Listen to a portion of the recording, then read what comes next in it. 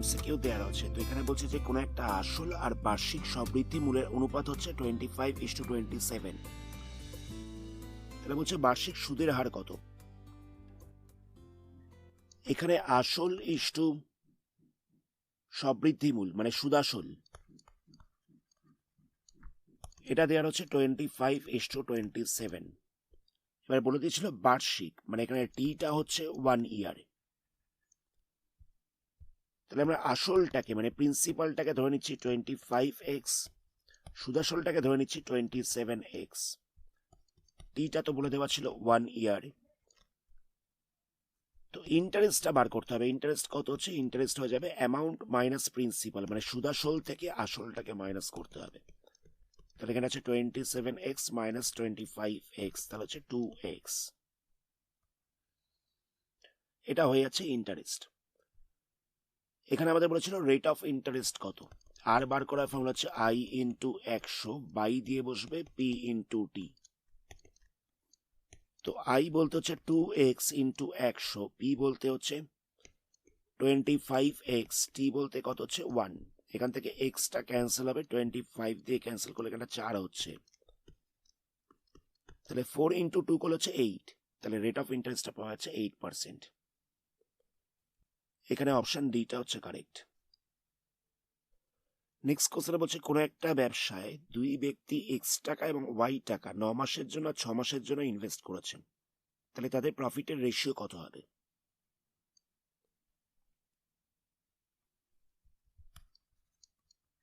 তাহলে এখানে বলছে প্রথম ব্যক্তি এক্স টাকা ইনভেস্ট করেছে, এক্স টাকা ইনভেস্ট করে ক মাসের জন্য না 9 মাসের জন্য। আবার দ্বিতীয় ব্যক্তি ওয়াই টাকা নিয়োজিত করেছে 6 মাসের জন্য। তাহলে এদের মূলধনের অনুপাত জিজ্ঞেস করেছে। তাহলে কি করতে হবে না, প্রথম জনের নিয়োজিত টাকা আর সময়টাকে গুণ করতে হবে, এটার সাথে অনুপাত করতে হবে দ্বিতীয় জনের নিয়োজিত টাকা এবং সময়কে। প্রথম জনের ইনভেস্ট করা টাকা তার সাথে টাইমটাকে মাল্টিপ্লাই করতে হবে, আবার দ্বিতীয় জনের ইনভেস্ট করা টাকা তার সাথে টাইমটাকে মাল্টিপ্লাই করে দিতে হবে। এবার এটার রেশিও করতে হবে, এটাকে 3 দিয়ে ক্যান্সেল করা যাবে। তাহলে এখানটা হচ্ছে 3x, এখানটা হচ্ছে 2y, তাহলে পাওয়া যাচ্ছে 3x:2y। তাহলে অপশন বিটা হচ্ছে কারেক্ট। অপশন বিটা হচ্ছে কারেক্ট। নেক্সট কোশ্চেনে বলছে 3x² minus 4x plus k equal to 0 এই দ্বিঘাত সমীকরণের বীজদ্বয়ের গুণফল হচ্ছে 5। তাহলে k এর ভ্যালু কত। তো এখানে দ্বিঘাত সমীকরণটা ছিল 3x² minus 4x plus k equal to 0। তো এইটাকে যদি ax² plus bx plus c equal to 0 এই সমীকরণটার সাথে তুলনা করা যায়, তাহলে দেখে বুঝতে পারছো a ইকাল টু রয়েছে 3, b ইকাল টু রয়েছে -4, c ইকাল টু রয়েছে k। বা দুটো বীজ যদি আলফা এবং বিটা হয়, দুটি বীজ যদি আলফা এবং বিটা হয়, তাহলে এখানে alpha into beta equal to কত হয়, এটা হয়ে যায় C by A. Alpha into beta equal to হচ্ছে সি বাই এ। তো এখানে সি বলতে কত রয়েছে, সি বলতে রয়েছে কে, এ বলতে কত রয়েছে, এ বলতে রয়েছে 3। তো এই দুটো বীজের গুণফল মানে আলফা বিটা ইকাল টু বলে দেওয়া ছিল 5। তো আমরা দেখতে পেলাম যে আলফা বিটা মানে হচ্ছে কে বাই 3। তো কে বাই 3 ইকাল টু হচ্ছে 5। তাহলে কে ইকাল টু কত হচ্ছে, কে ইকাল টু হচ্ছে 5 ইন্টু 3, তাহলে হচ্ছে 15। তাহলে কে এর ভ্যালুটা হয়ে যাচ্ছে 15। এখানে অপশন সিটা হচ্ছে কারেক্ট। অপশন সি তে 15 রয়েছে। নেক্সট কোশ্চেন দেখো। নেক্সট কোশ্চেনে বলছে ও কেন্দ্রীয় বৃত্তের দুটো সমান দৈর্ঘ্যের জ্যা হচ্ছে, একটা হচ্ছে এবি একটা হচ্ছে সিডি। এবার এ ও বি এই কোণটা বলছে 60 ডিগ্রি। এবার বলছে বৃত্তটির ব্যাসার্ধ হচ্ছে 6 সেন্টিমিটার। তাহলে সি ও ডি এর ক্ষেত্রফল কত হবে। তাহলে ও কেন্দ্রীয় বৃত্ত রয়েছে যার দুখানা জ্যা রয়েছে, একটা হচ্ছে এবি এবং একটা হচ্ছে সিডি। এবি আর সিডি দুটোর দৈর্ঘ্য হচ্ছে সমান।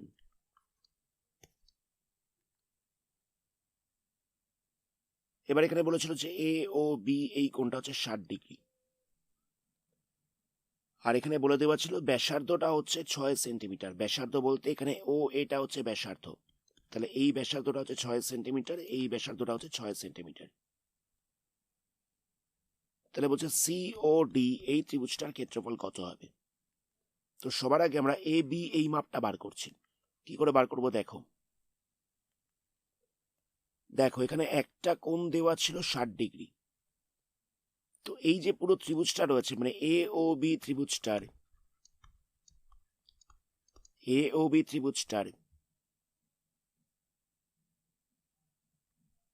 এই কোণটা মানে অ্যাঙ্গেল এ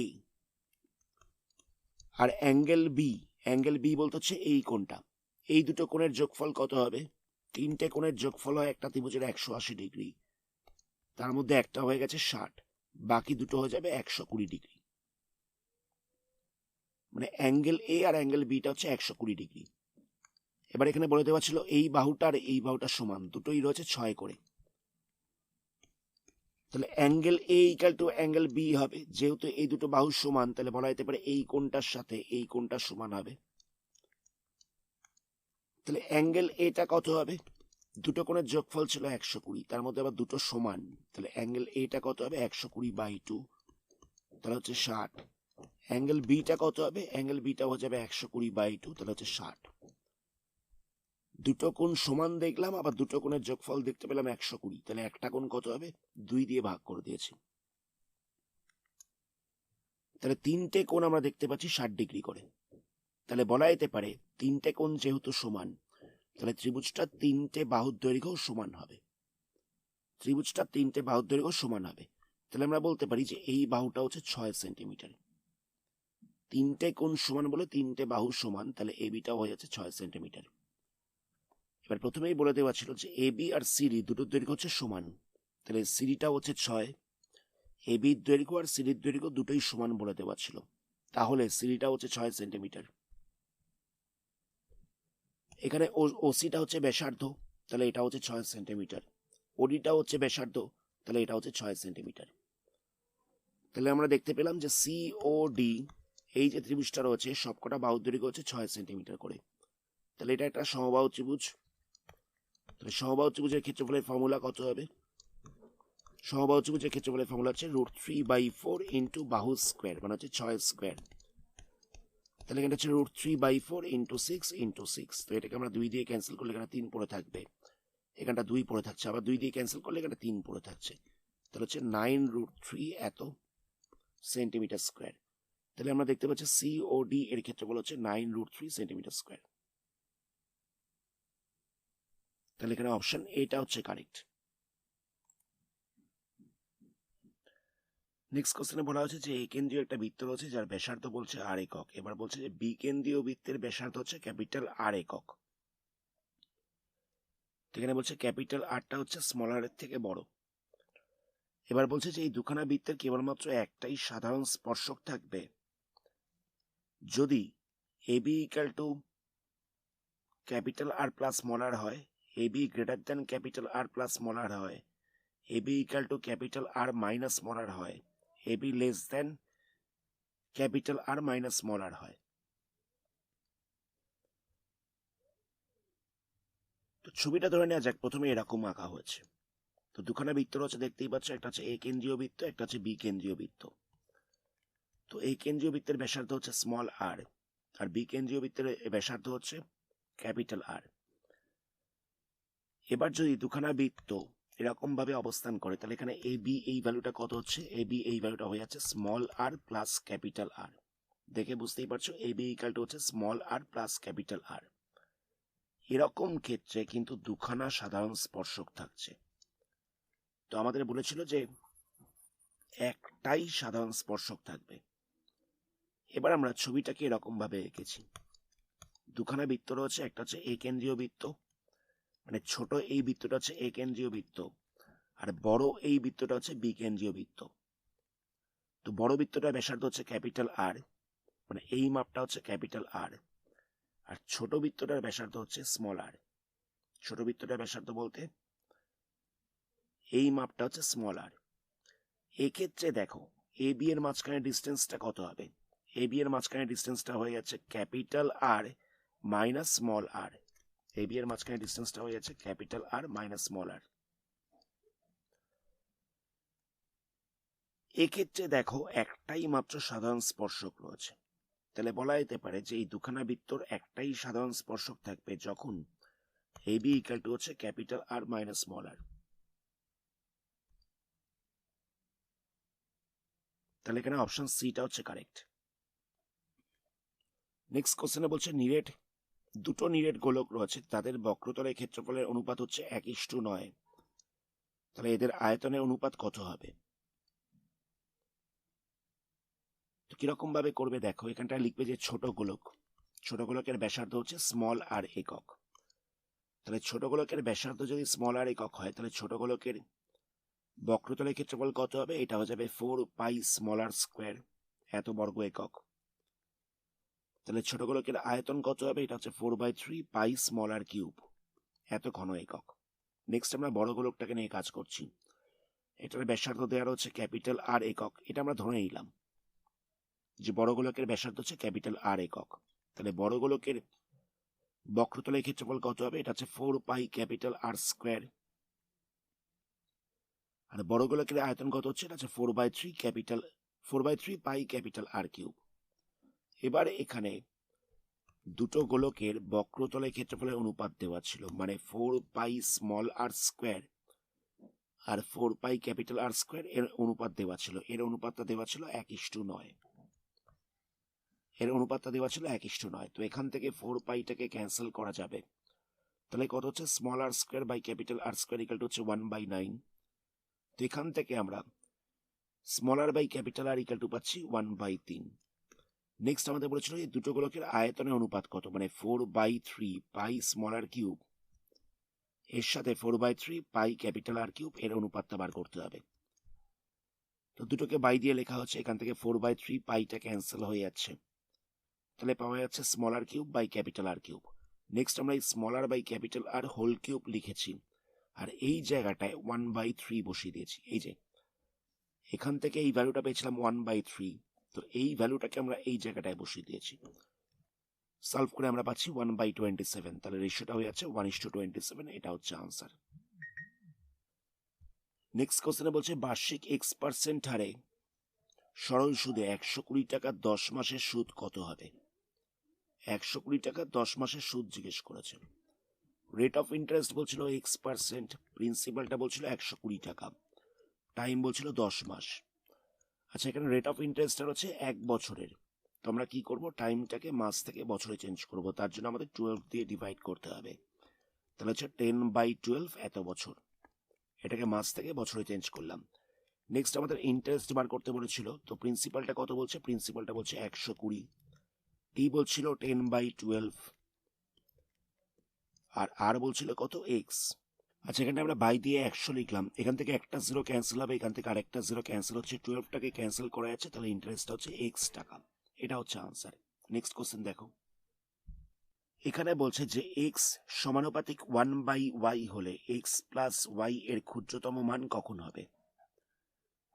এক্স সমানুপাতিক 1/y হলে এক্স প্লাস ওয়াই এর মান ক্ষুদ্রতম হবে যখন এক্স ইকাল টু ওয়াই হবে।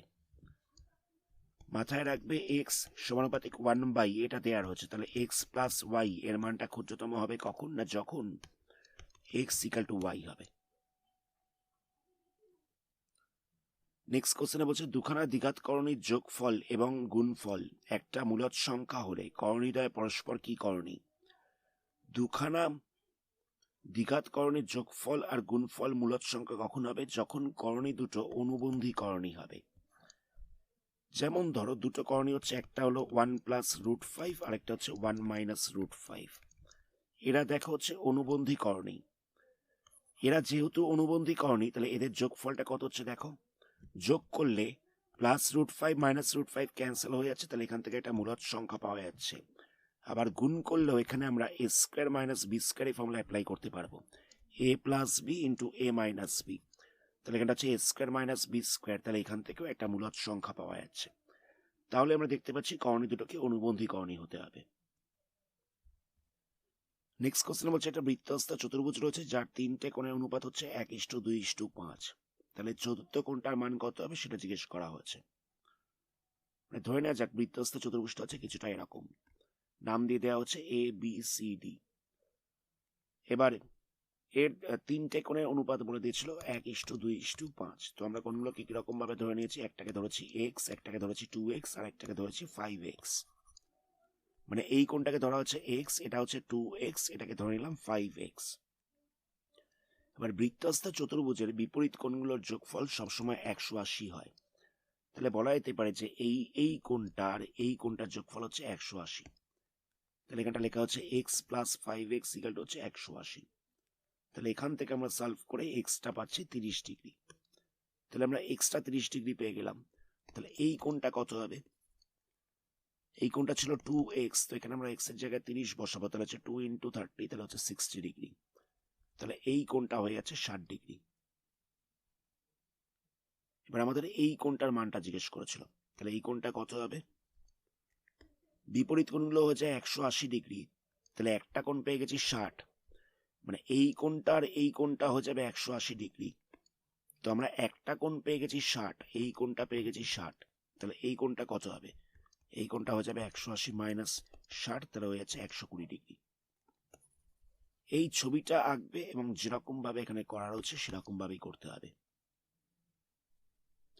নেক্সট কোশ্চেন বলছে, একটা সমকোণী ত্রিভুজের অতিভুজকে ব্যাস করে অঙ্কন করলে, বৃত্ত অঙ্কন করলে বৃত্তটা ড্যাশ বিন্দু দিয়ে যাবে। কোন একটা সমকোণী ত্রিভুজ রয়েছে, তার অতিভুজটাকে বৃত্তর ব্যাস ধরে নেওয়া হয়েছে, এরকম ভাবে বৃত্তটা অঙ্কন করা হয়েছে। কথাটা বুঝতে পারলে? না, একটা সমকোণী ত্রিভুজ ছিল, ধরে নেওয়া যাক এই সমকোণী ত্রিভুজটা। তো এই সমকোণী ত্রিভুজটার যে অতিভুজ রয়েছে, সেই অতিভুজটাকে ব্যাস করে একটা বৃত্ত অঙ্কন করা হয়েছে। তাহলে বৃত্তটা ত্রিভুজটার শীর্ষবিন্দুগুলো দিয়ে যাবে, মানে এখানে শীর্ষবিন্দু হবে, মানে এই জায়গাটায় শীর্ষবিন্দু হবে। একটা সমকোণী ত্রিভুজের অতিভুজকে যদি ব্যাস ধরে নিয়ে বৃত্ত অঙ্কন করা যায়, তাহলে বৃত্তটা অলওয়েজ শীর্ষবিন্দু দিয়ে যাবে। নেক্সট কোশ্চেন বলছে, এটা লম্ববৃত্তাকার শঙ্কুর উচ্চতা এবং ভূমির ব্যাসার্ধ দৈর্ঘ্য সমান, তাহলে শীর্ষ কোণের মান কত হবে? অঙ্কটা কিরকম ভাবে করতে হবে পুরোটাই এখানে করে দেওয়া রয়েছে। তো এখানে লেখা হচ্ছে, দেখো এবিটা হচ্ছে উচ্চতা, বিসিটা হচ্ছে ব্যাসার্ধ। এবি বলতে হচ্ছে এটা হচ্ছে উচ্চতা, আর বিসিটা হচ্ছে ব্যাসার্ধ। এবার এখানে বলে দেওয়া হচ্ছে যে এবির সাথে বিসিটা হচ্ছে সমান। তো আমরা এখানে দেখতে পাচ্ছি যে এবিসি ত্রিভুজের অ্যাঙ্গেল বিটা হচ্ছে 90 ডিগ্রি। তাহলে এই কোণটা মানে বিএসি আর বিসিএ এই দুটো কোণ কত হবে? 180 থেকে 90 কে মাইনাস করতে হবে, তাহলে হচ্ছে 90 ডিগ্রি। একটা ত্রিভুজের তিনটে কোণের যোগফল হয় 180, তার মধ্যে একটা কোণ বেরিয়ে গেছে 90 ডিগ্রি, তাহলে আর দুটো কোণ কত হবে? আর দুটো কোণ হয়ে যাচ্ছে 90 ডিগ্রি। আবার যেহেতু এই বাহুটার সাথে এই বাহুটা হচ্ছে সমান, তাহলে এই দুটো কোণ সমান হবে। এই যে অ্যাঙ্গেল বিএসি, এটা সমান হচ্ছে বিসি এর সাথে। তাহলে বিএসি কত হবে? বিএসি কোণটা হয়ে যাচ্ছে 90/2। দুটো কোণের যোগফল দেখলাম 90 ডিগ্রি, আবার দুটো কোণ দেখলাম যে সমান। তাহলে একটা কোণ কত হবে? একটা কোণ হয়ে যাবে 90/2, মানে হচ্ছে 45 ডিগ্রি। তাহলে আমরা দেখতে পাচ্ছি বিএসি এই কোণটা হচ্ছে 45 ডিগ্রি। আমাদের এখানে জিজ্ঞেস করা ছিল এই শীর্ষ কোণটার মান কত হবে।